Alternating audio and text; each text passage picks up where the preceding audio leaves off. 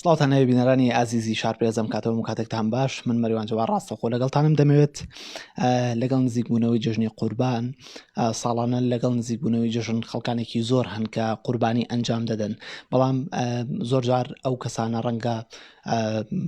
زانیاریان لەسەر چۆنێتی ئەنجامدانی قوربانیەکە نەبێت، بۆیە دەمانەوێت لەسەر چۆنێتی ئەنجامدانی قوربانی و ئادابەکانی چۆنێتی ئەنجامدانی قوربانی گفتوگۆ بکەین لەگەڵ بەڕێز مامۆستا مەلا ئەحمەد قامیشی پێشنێژ و وتارخوێنی مزگەوتی سەردار ڕەباتی لە شاری سلێمانی. مامۆستاگیان سەلام عەلەیکوم. وعەلەیکوم سەلام. زۆر سپاس. بەیانی جژنی قوربانە خەڵکێکی زۆر خۆی ئامادە کردەوە کە قوربانی بکەن، دەمانەوێت لەسەر شێوازی ئەنجامدانی قوربانی کۆمەڵک زانیاریمان پێ بدەیت.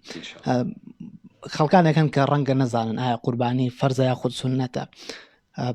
چۆن خەڵک بتوانێت قوربانی بکە و ئەو مەرجانەچین کە پێویستە بۆ ئەنجامدانی قوربانی ئەنجامی بدەین. بەناوی خۆی بەخشندەی مهرەبان سوپاسان دەکەم بۆ ئەم دەرفەت و بۆ ئەم دیدارە، دەستان خۆش بێ لەم کاتەدا. بەڵێ ئەمڕۆ ڕۆژی عەرەفەیە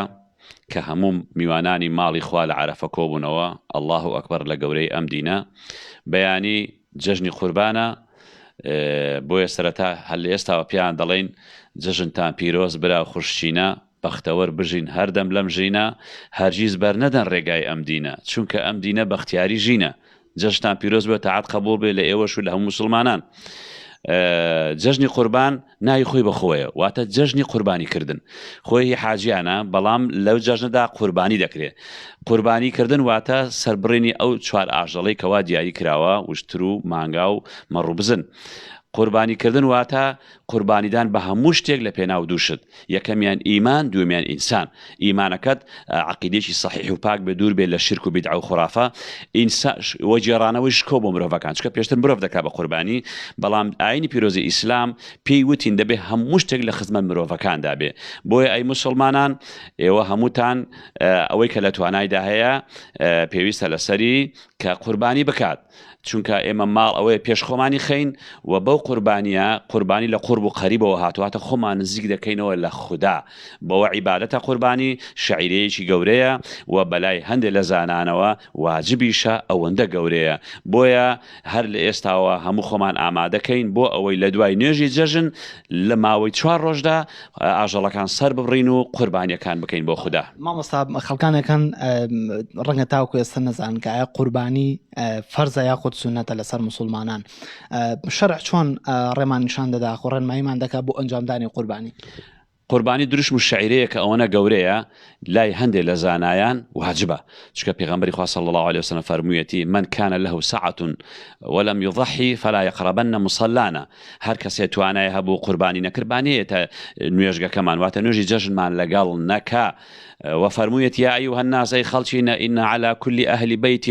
وفي كل عام أضحية. لسر همو كس همو سالة بيويستا قرباني بكات أو بكسيك كهيبت. أي أجر نيبو أو بيغمبري خواه صلى الله عليه وسلم دو براني كرب قرباني يشان لباتي خوي مالو من دالو آلو بيتكي أو كي تريشان لجاتي أمتكي، يعني أواني كنيانا جاقس لسر أويا بلاي هندي لزانانا واجبة، بلام أصح ويا سنتيش مؤكدة هر كسيك هيبت بابيكا أو كنيشيبو أو پێغەمبەر صلی الله عليه وسلم لەجاتی ئەو کردوویەتی. مامۆستا ئەو مەرجانە چین کە پێویستە لە ئەو کەسێک کە قوربانی ئەکا پێویستە کۆمەڵە مەرج و خەسڵەتی تایبەتیە بێ، ئەو مەرجانە چین کە پێویستە لە ئەو کەسەدا هەبێت کە ئێوە قوربانیەکە ئەنجام بدات؟ ئەو کەسێک کە قوربانیەکە پێویستە یەکەمیان نیەتی خاڵیس و مخلیص بۆ خوا بێ، یعنی دڵسۆزانە مەبەستی خوا بێ، مەبەستی ڕیانە بێ، مەبەستی دنیانە بێ، بڵێ مش قوربانیم کرد، شتێکی باشە، بەڵام نیەتەکە زۆر مهمە. پاشان ئەو کەسێک قوربانیەکە چاگوایە بۆ خۆی لەسەر قوربانیەکە ئامادە بێت و بۆ خۆی سەری ببڕێت سنەتە، بڵێ بسم الله الله أكبر، خوايا بناوي تو أما بوتويا اللهم هذا منك ولك، خوايا أما هي تويا وبوتويا بلا تويا فتقبلهم مني، خوايا لمي قبول بك لسر قربانك آمادة بيت بسم الله بكاد الله أكبر بكاد. أي أجر وين تواني باب خوي آمادة بيت بو قصابك بلا تو وشيلي من با وش سريد بريو أو جنيتك خوي دي على قربانك بو خوي دي كالباتي خوي مال مناليان قربانك بو شيء نيتك اللي خوي تيجرين جوا قصابك هذا كابا وشيل بسم الله الله أكبر وبخوشي باشتر اللي أجر لويش نبي هر درسته به همو جاريك. مامۆستا لەسەر چۆنەتی سەربڕینی ئەو ئاژەڵە و بەڕێز داماژت پێدا کە پێویستە و کەسە خۆی لێوێ یاخود خۆی سەری بێڕە بەڵام هەندێک کەسان دەچن ئەم ئاژەڵە خۆیان لە بازار لە لای گۆشت فرۆشەکان یاخود لە کوشتارگەکان ئەیکڕن و ئەیهێنن و گۆشتەکە بەش دەکەن بەسەر دابەش دەکەن بەسەر خەڵکدا ئەمە تا چەند ڕێگە پێدراوە لە ڕووی شەرەوە ئەگەر 1000 کیلۆ گۆشت بکڕی بە قوربانی حساب نییە دەبێت ئیلا تۆ حیوانە سەر ببڕی خوێنێک بڕێژی ینی ڕۆحێک بچێشی قوربانەکە لە ڕشتنی خوێنەکە قوربانیەکە ئەوەیە کە تۆ سەر ببڕی یعنی خوێنەکە بڕێژی 1000 کیلۆ گۆشت بکڕە جێ مەڕێک جێ بزنێک ناگرێتەوە بۆیە با حیوان سەر ببڕن و مەرجیش نییە لە ماڵێ بێ با لە خەسابخانە سەری ببڕێ و یان لە دەرەوەی شار لە هەر شوێنە مەگرنگەوەیە ژینگە بپارێزێ و ئاگەی لە پاک خاوێنی بێ لەبەرەوە مەرج نییە لە ماڵەوە بێ لە هەر شوێنە بێ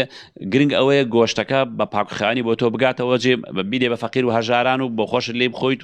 و هەندێکی هەڵبگری و هەندێکی ببەخشیەوە چونکە گۆشت و خوێنەکە بەخوا ناگە تەقوایەکە بەخوا دەگا خوا دەفەرمێ لە ينال الله لحومها ولا دماؤها ولكن يناله التقوى منكم گۆشت و خوێنەکە ئەو دوعایەت چییە لەو کاتەدا پێویستە و کەسی کە قوربانی دەکات بێخوێنێ بۆ ئەوەی کە قوربانیەکەی قوبڵکراوێ لای خوای گەورە دوعاکار ئەوەیە کاتێ سەریە بڕێ طبعا تۆ نیەتەکە دوای ئەم قوربانی ئەەکەم بۆ خۆم وە با چاکە ئەگەر بکرێت مردوو زیندوو دایک و باوکشتی تیا شەریکەی لە خێرەکەیدا بەهەر ئەوەیە بسم الله الله أكبر اللهم منك ولك فتقبلهم مني خوایە گەورەی هەر بۆ تۆیە الله ئەکبەر خوا لە هەموو شتێک گەورەترە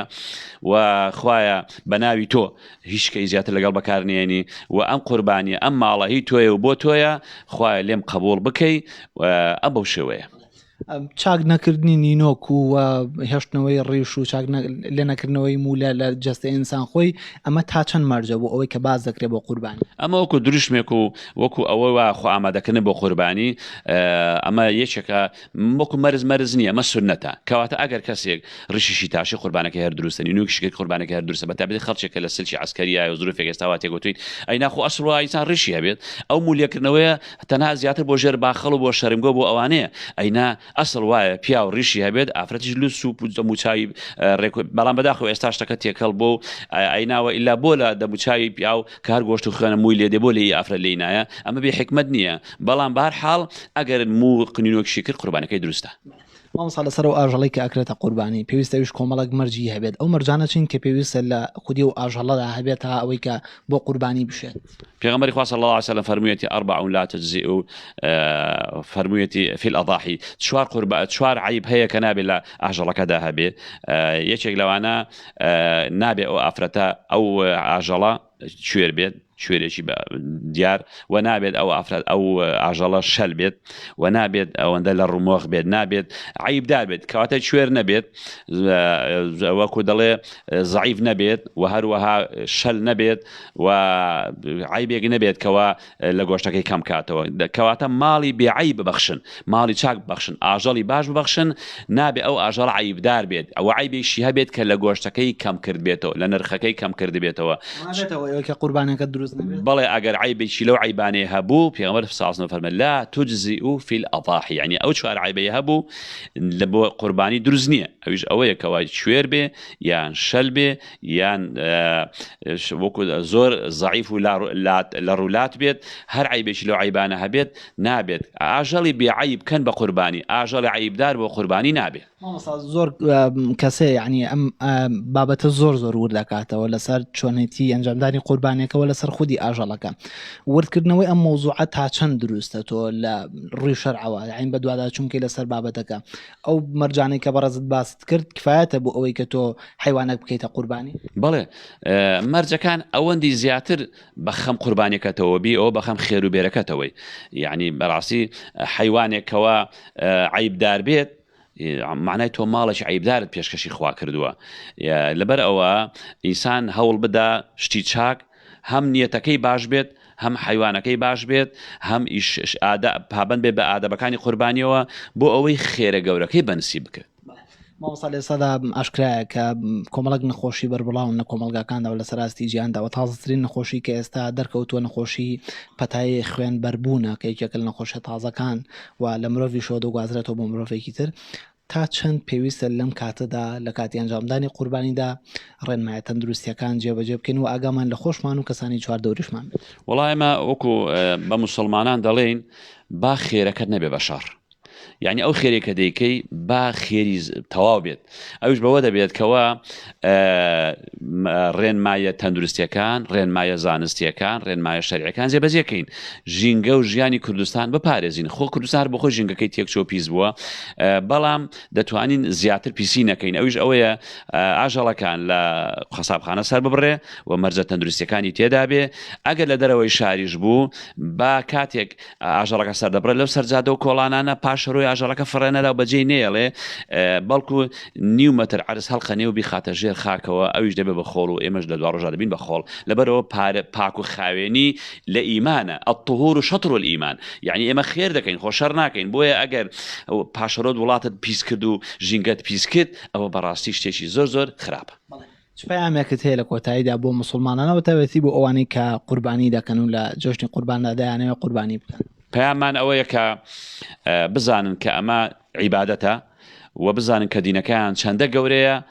کە ئاژەڵ سەردەبڕێ ئەوە قڕکردنی ئاژەڵ نییە با بزانن کە ئەو ئاژەڵانەی کەوا بە قوربانی دانراون ئەوانە کە کاوێژ دەکەن زانانیش دەفەرمون